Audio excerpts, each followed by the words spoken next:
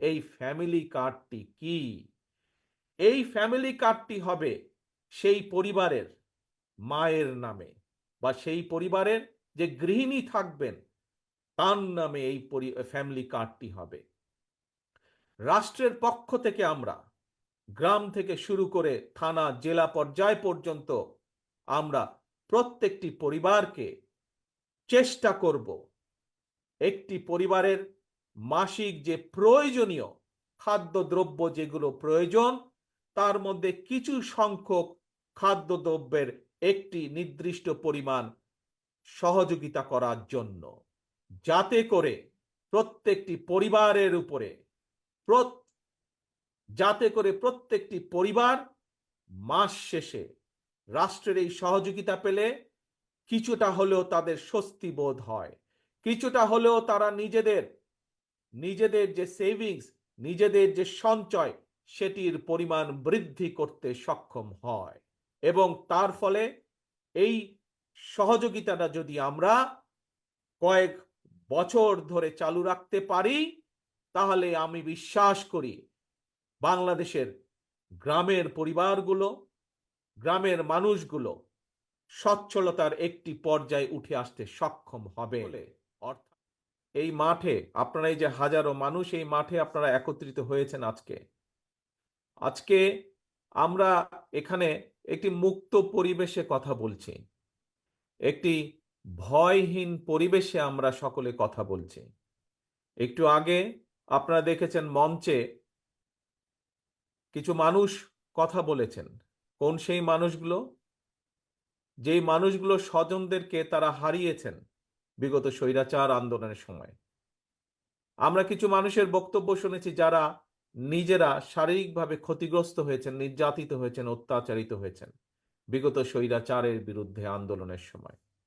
প্রিয় ভাই বোনেরা, এই যেই মানুষগুলোর কথা আমরা শুনেছি সেই মানুষগুলোকে সম্মান জানানোর জন্য, শ্রদ্ধা জানানোর জন্য, সেই শহীদ পরিবারের স্বজনদেরকে, শহীদ পরিবারের সদস্যদেরকে সম্মান জানানোর জন্য আজ আমরা সকলে একত্রিত হয়েছি।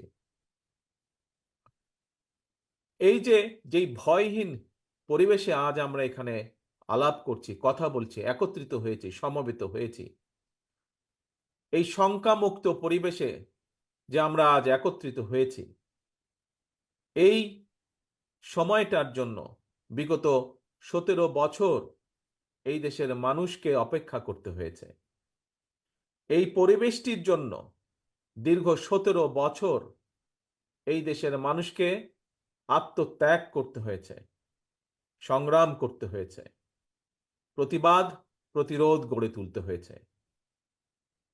প্রিয় ভাই বোনেরা, আজকে এই কিশোরগঞ্জ জেলাতেই আমরা আমাদের 16 জন মানুষকে হারিয়েছি,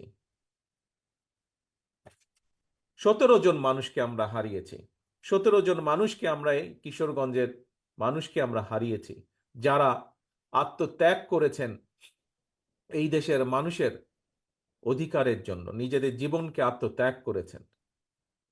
16 জন মানুষ আছেন যারা বিভিন্নভাবে ক্ষতিগ্রস্ত হয়েছেন শারীরিকভাবে, যারা ভয় পাননি, পিছিয়ে যাননি, যারা দেশের মানুষের অধিকারের কথা বলতে গিয়ে।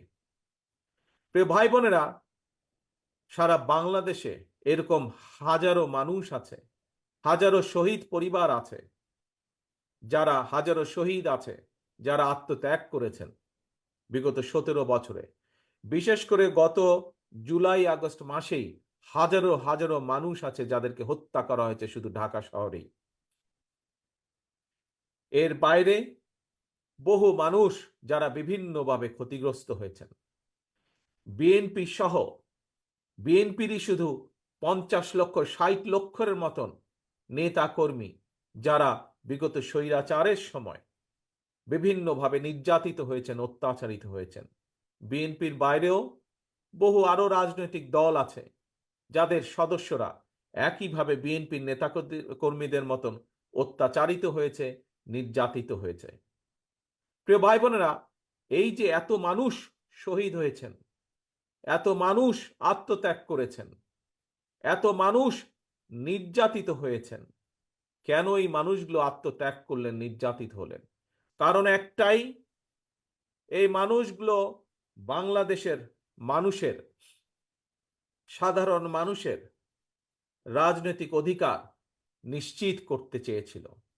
আমরা যে আজকে মুক্ত পরিবেশে কথা বলছি, এইরকম একটি মুক্ত পরিবেশের নিশ্চয়তা নিশ্চিত করতে চেয়েছিল এই মানুষগুলো। কিন্তু আমরা দেখেছি স্বৈরাচার দাবিয়ে রাখতে চেয়েছিল এই বাংলাদেশের মানুষকে। প্রিয় ভাই বোনেরা, এই বাংলাদেশের মানুষ দেখিয়ে দিয়েছে যে তারা গুলির সামনে নিজেদের বুক পেতে দিতে রাজি। তারপরেও বাংলাদেশের মানুষ স্বৈরাচারকে মেনে নিতে রাজি না, এবং সেই জন্যই হাজারো মানুষের আত্মত্যাগের বিনিময় আজ আমরা এই বাংলাদেশকে পেয়েছি। ৭১ সালে যেমন লক্ষ শহীদের আত্মত্যাগের বিনিময় এই দেশ স্বাধীন হয়েছিল, আবারও ২০২৪ সালের আগস্ট মাসে আমরা এই দেশের স্বাধীনতা, সার্বভৌমত্ব এবং মানুষের অধিকার নিশ্চিত করে স্বৈরাচারকে বিদায় করতে সক্ষম হয়েছি জনগণের সংগ্রামের মাধ্যমে, জন অভ্যুত্থানের মাধ্যমে। প্রিয় ভাই বোনেরা, এই যে এই আত্মত্যাগ, এই যে এই বিসর্জন, এটিকে আমাদের ধরে রাখতে হবে, এর মূল্য আমাদেরকে দিতে হবে।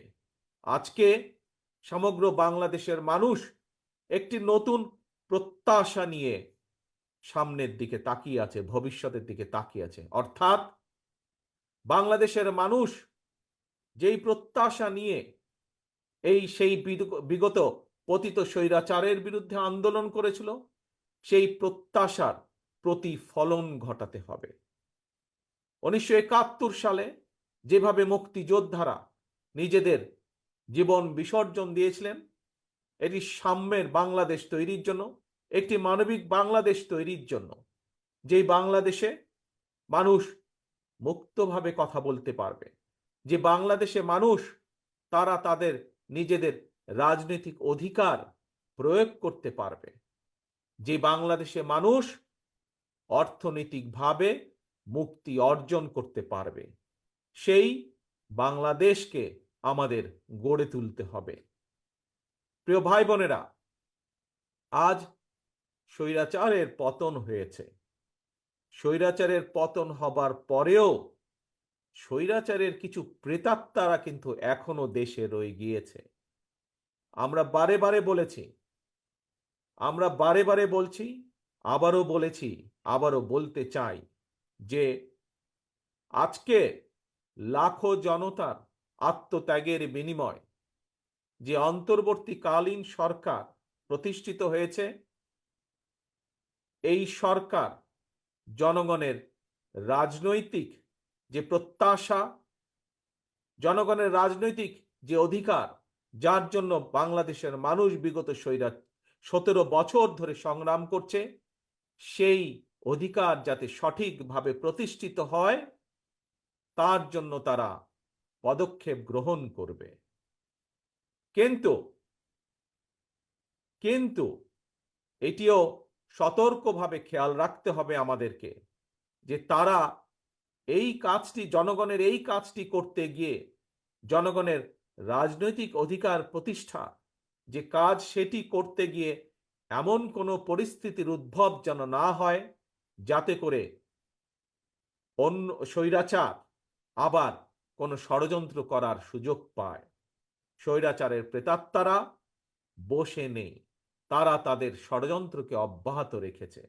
কাজে প্রিয় ভাই বোনেরা, গণতন্ত্রের পক্ষের সকল রাজনৈতিক দল, গণতন্ত্রের পক্ষের প্রতিটি মানুষকে আজ সতর্ক থাকতে হবে, সজাগ থাকতে হবে।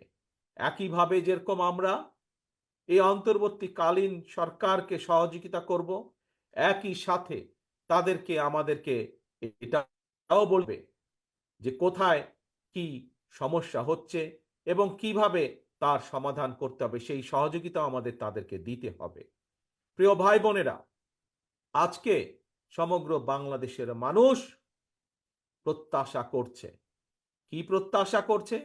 যে তাদের প্রিয় দল বাংলাদেশ জাতীয়তাবাদী দল বিএনপি ইনশাল্লাহ জনগণের সমর্থন নিয়ে আগামীতে সরকার গঠন করতে সক্ষম হলে বাংলাদেশের মানুষের প্রত্যাশার যেই বাংলাদেশ, সেই প্রত্যাশার বাংলাদেশ গড়ে তোলার কাজ করবে।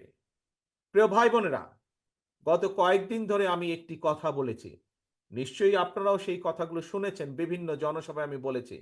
আজ আপনাদের সামনেও সেই কথা বলতে চাই। আমরা একটি পর্যায় অতিক্রম করে এসেছি, যেই পর্যায়টা ছিল স্বৈরাচারের পতন ঘটিয়ে দেশের মানুষের কে মুক্ত করা। প্রিয় ভাই বোনেরা, স্বৈরাচারের পতন হয়েছে, বাংলাদেশের মানুষ স্বৈরাচার মুক্ত হয়েছে। একটু আগেই আমি বলেছি, স্বৈরাচারের পতন হয়েছে বলেই সকল বিপদ কেটে যায়নি, এখনো সামনে বিপদ আছে, আমাদেরকে এই ব্যাপারে সতর্ক থাকতে হবে। কিন্তু এর পাশাপাশি আমাদেরকে দেশ গড়ে তুলতে হবে, দেশকে ঐক্যবদ্ধ করতে হবে, দেশকে সামনে নিয়ে যেতে হবে।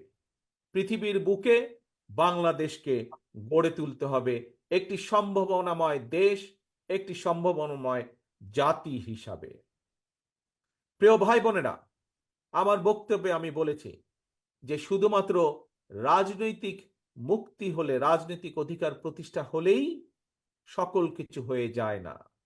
রাজনৈতিক ক্ষমতা অর্জন, রাজনৈতিক অধিকার প্রতিষ্ঠা পাশাপাশি আমাদেরকে বাংলাদেশের মানুষের অর্থনৈতিক মুক্তির সংগ্রামেও জয় যুক্ত হতে হবে। বাংলাদেশের মানুষের অর্থনৈতিক সংগ্রামেও আমাদেরকে জয় পেতে হবে। তাহলেই একমাত্র আমরা আমাদের যে আন্দোলন, সেইটির কাঙ্ক্ষিত লক্ষ্যে আমরা পৌঁছতে সক্ষম হব। প্রিয় ভাই বোনেরা, বাংলাদেশ, আমি বিশ্বাস করি দৃঢ়ভাবে, আমার সাথে বাংলাদেশের বহু লক্ষ কোটি মানুষ বিশ্বাস করে, বিশেষ করে আজকের তরুণ প্রজন্মের যারা সদস্য, তারা সকলেই বিশ্বাস করেন কি, যে এই বাংলাদেশটি এবং বাংলাদেশের মানুষ একটি সম্ভাবনাময় জাতি। এই বাংলাদেশ একটি সম্ভাবনাময় দেশ। শুধু প্রয়োজন সঠিক পরিকল্পনা, শুধু প্রয়োজন সঠিক নেতৃত্বের। প্রিয় ভাই বোনেরা, যদি আমরা রাজনৈতিক ক্ষমতা অর্জনের মাধ্যমে আমরা যদি সঠিক মানুষগুলোর হাতে এই দেশ এবং জাতির নেতৃত্ব তুলে দিতে সক্ষম হই, এই দেশের মানুষকে যদি আমরা সুযোগ করে দিতে পারি যে কারা তাদের নেতৃত্ব দিবে, সেই দায়িত্ব যদি আমরা মানুষের হাতে তুলে দিতে পারি, আমি ব্যক্তিগতভাবে বিশ্বাস করি তাহলে সেই দায়িত্বপ্রাপ্ত সঠিক ব্যক্তিবর্গ, সঠিক ব্যক্তিগণ এই জাতিকে সঠিকভাবে নেতৃত্ব দিতে পারবে। যেই নেতৃত্বের মাধ্যমে এই দেশের মানুষ একদিকে যেমন রাজনৈতিক অধিকার প্রতিষ্ঠিত করতে পারবে, একই সাথে অর্থনৈতিক মুক্তিও অর্জন করা সম্ভব সেই সঠিক ব্যক্তিদের নেতৃত্বের মাধ্যমে। প্রিয় ভাই বোনেরা, বাংলাদেশের প্রত্যেকটি, সমগ্র বাংলাদেশ যেমন একটি সম্ভাবনাময় দেশ, ঠিক একইভাবে আমি বিশ্বাস করি বাংলাদেশের প্রতিটি অঞ্চল, প্রতিটি জেলা একটি সম্ভাবনাময় এলাকা। আমরা আজ কিশোরগঞ্জে এই জনসভাটি অনুষ্ঠিত হচ্ছে আমাদের, আমরা যদি কিশোরগঞ্জে দেখি, আমার সামনে যত আপনারা হাজার হাজার যে মানুষ আজ এখানে উপস্থিত হয়েছেন, এই জনসভায় উপস্থিত হয়েছেন, প্রায় প্রত্যেকে আপনারা এখানে, হয়তো 2-4 জন অন্য জেলার মানুষ থাকতে পারেন, কিন্তু অধিকাংশ মানুষ এখানে কিশোরগঞ্জ জেলার মানুষ। কিশোরগঞ্জ জেলার সম্পর্কে আমি, কিশোরগঞ্জ জেলা যে কিভাবে একটি বাংলাদেশের মধ্যে অন্যতম একটি সম্ভাবনাময় জেলা, আমি 2-1টি কথা দিয়ে আপনাদের সামনে তুলে ধরতে চাই। প্রিয় ভাই বোনেরা, বড় মৌসুমে আপনাদের এখানে প্রচুর ধান হয়।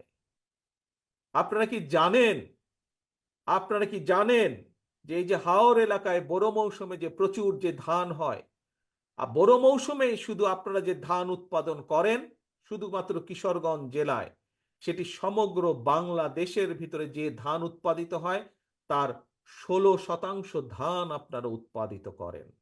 তার মানে দেখুন কত সম্ভাবনাময় একটি জেলা। সমগ্র দেশের 16% ধান একটি অঞ্চলেই আপনারা উৎপাদিত করেন।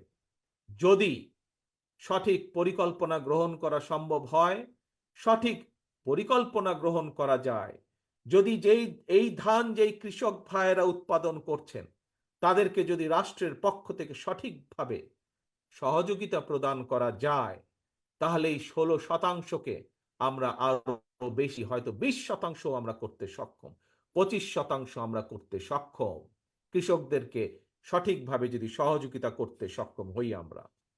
প্রিয় ভাই বোনেরা, আসুন এবার কিশোরগঞ্জের আরেকটি সম্ভাবনার দিক আমরা দেখি।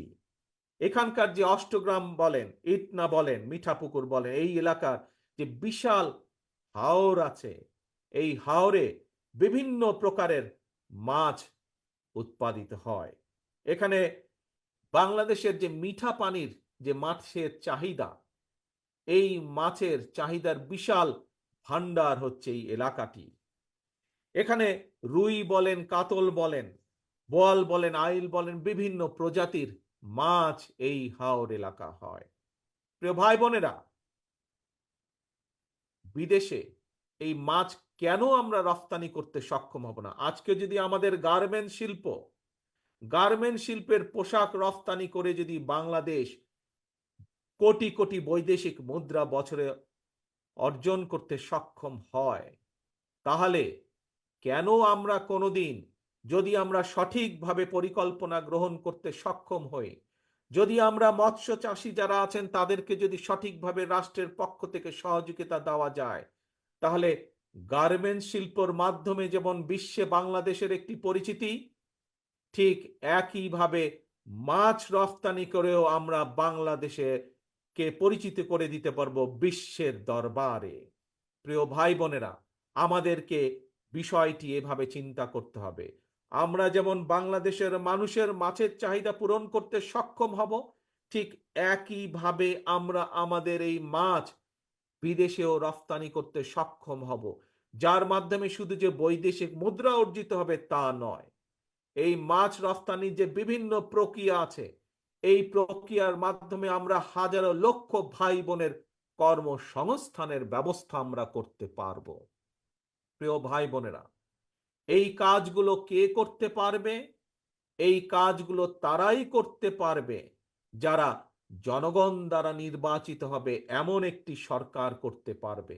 কারণ সেই জনগণের সরকারের বাধ্যবাধকতা থাকবে জনগণের কাছে, জবাবদিহিতা থাকবে জনগণের কাছে।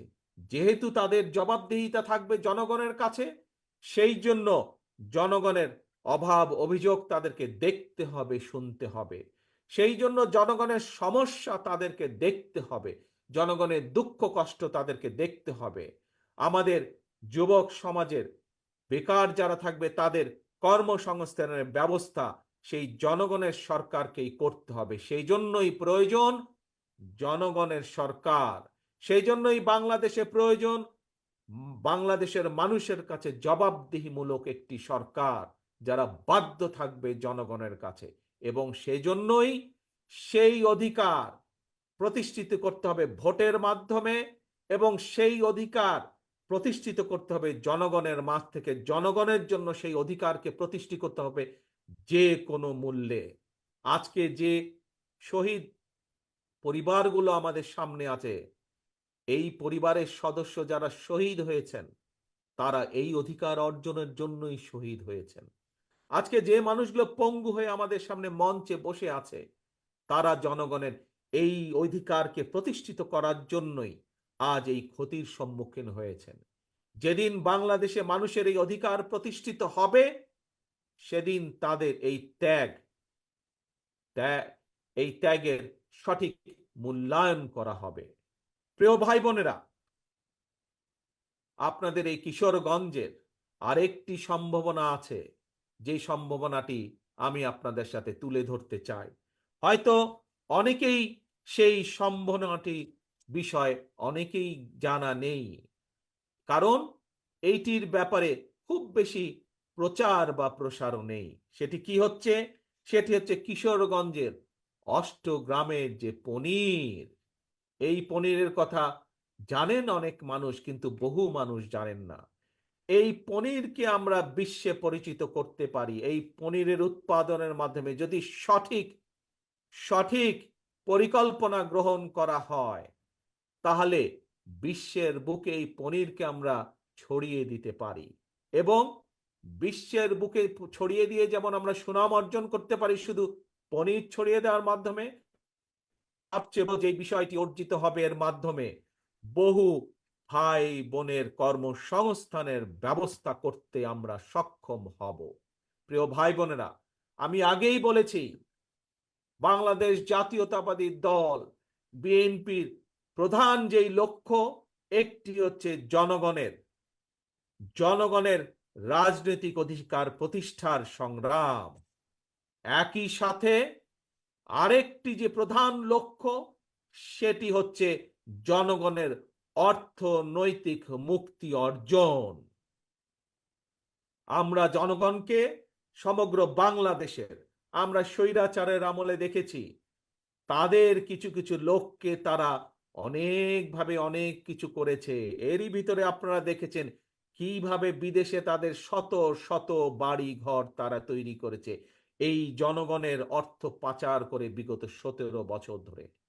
কিন্তু বিএনপি গুটি সংখ্যক লোক না।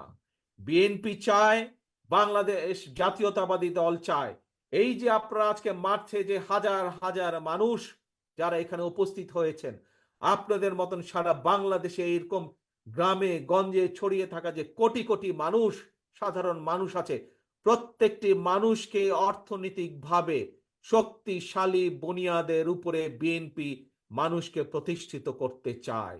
এটি হচ্ছে বাংলাদেশ জাতীয়তাবাদী দলের অন্যতম লক্ষ্য।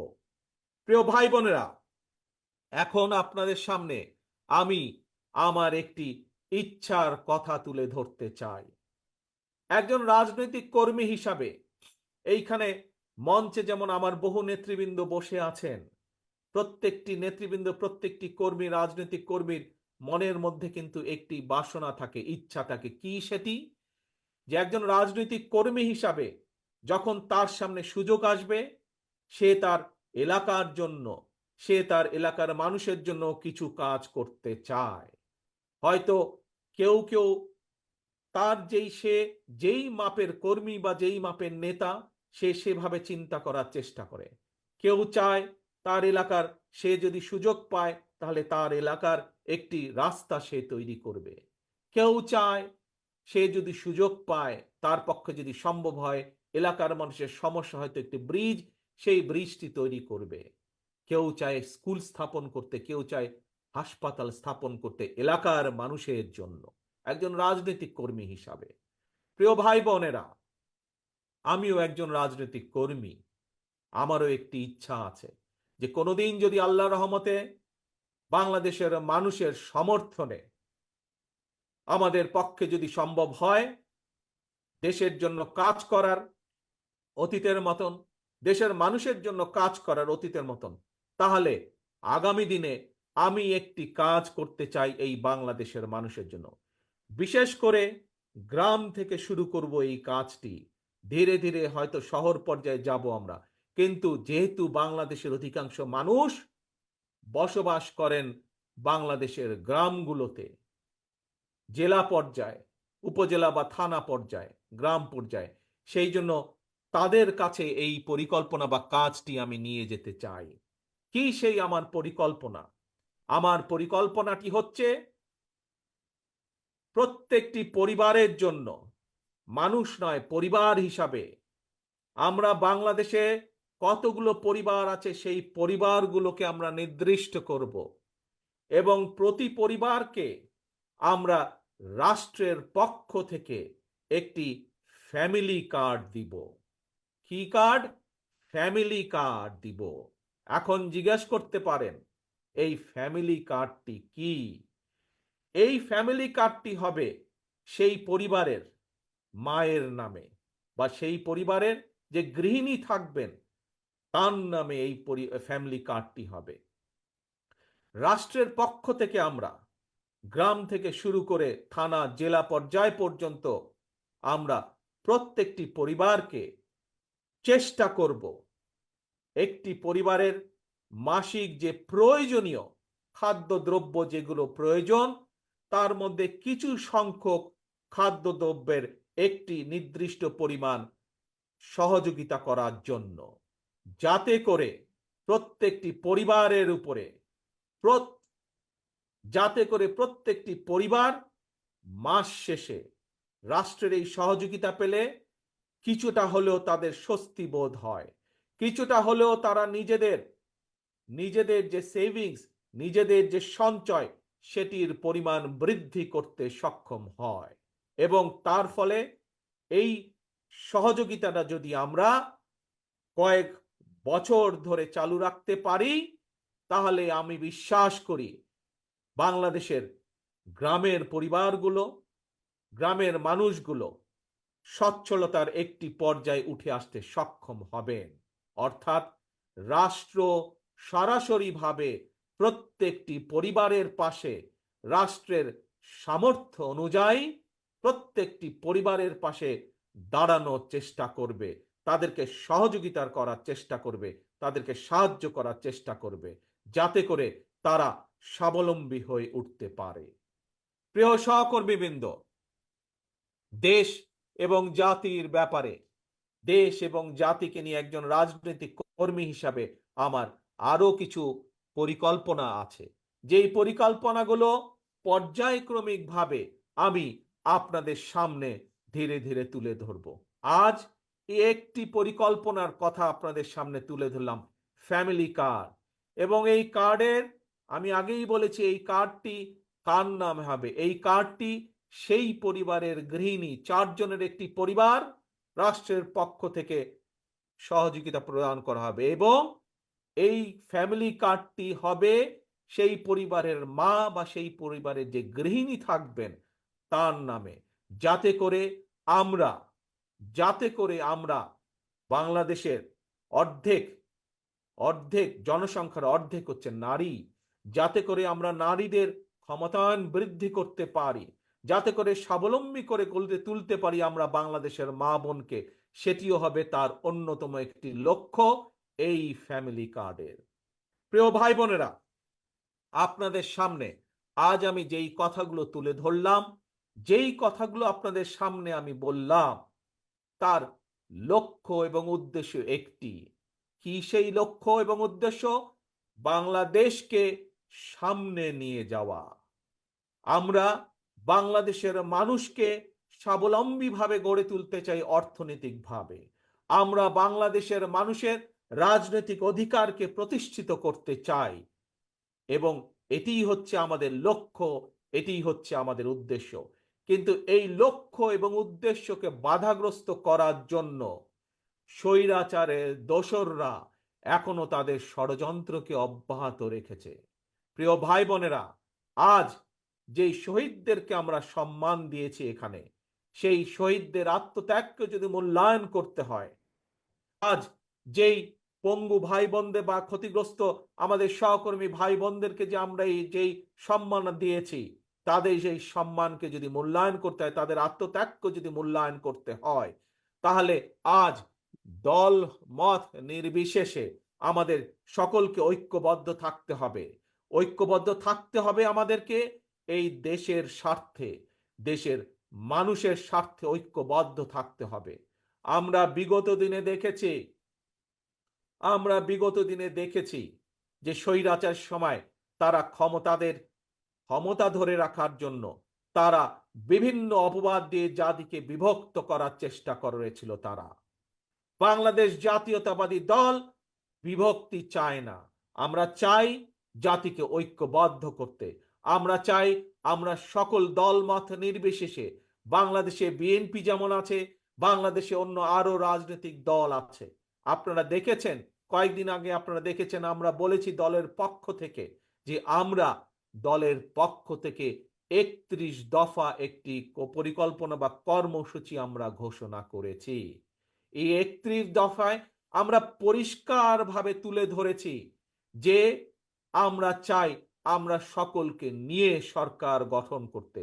আমাদের সাথে বিশেষ করে আমাদের সাথে বিগত 17 বছরের স্বৈরাচার বিরোধী আন্দোলনের সময় যে সকল রাজনৈতিক দলগুলো আমাদের সাথে ছিলেন, যে সকল রাজনৈতিক দলের নেতৃবৃন্দ আমাদের সাথে ছিলেন এবং এখনো আছেন, আমরা চাই দল মত নির্বিশেষে সকলকে নিয়ে এই জাতি গঠন করতে, সকলকে নিয়ে এই দেশকে পুনর্গঠন করতে। প্রিয়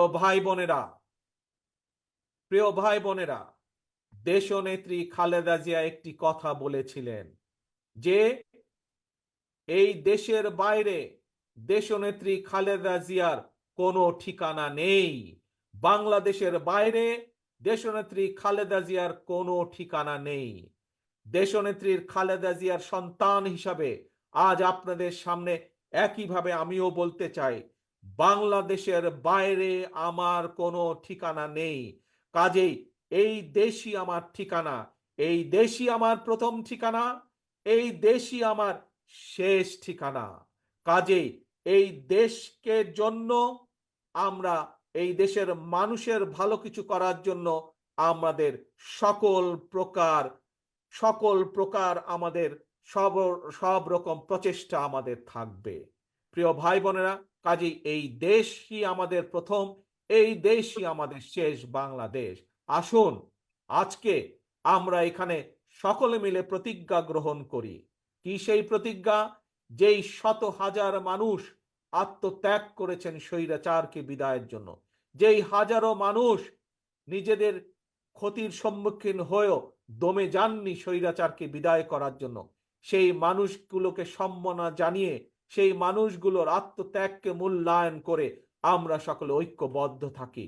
কেউ যাতে আমাদের ঐক্য নষ্ট করতে না পারে, কেউ যাতে আমাদেরকে পিছিয়ে দিতে না পারে, সেই ব্যাপারে আমাদেরকে সজাগ থাকতে হবে, সেই ব্যাপারে আমাদেরকে সতর্ক থাকতে হবে। প্রিয় ভাই বোনেরা, আবারও আসুন আমরা আমাদের প্রত্যাশিত বাংলাদেশকে গড়ে তোলার জন্য, আমাদের সেই প্রত্যাশিত মুক্তি যা আমরা অর্জন করেছি সেটিকে ধরে রাখার জন্য আমরা আবারও সকলে যাতে ঐক্যবদ্ধ থাকতে পারি, যে কোনো মূল্যে আমরা ঐক্যবদ্ধ থাকতে পারি, সেই প্রত্যাশা রেখে আমি আমার বক্তব্য শেষ করছি। ইনশাআল্লাহ আপনাদের সাথে আবারও দেখা হবে, আবারও কথা হবে। আল্লাহ হাফেজ। বাংলাদেশ জিন্দাবাদ, বাংলাদেশ জাতীয়তাবাদী দল জিন্দাবাদ।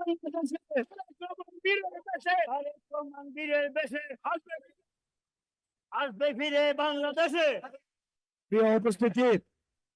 প্রিয় উপস্থিতি, আজকে প্রধান অতিথি আমাদের লিডার বিএনপি ভারপ্রাপ্ত চেয়ারম্যান জনাব তারেক রহমান সাহেবকে কিশোরগঞ্জ জেলা বিএনপি এবং এই হাজারো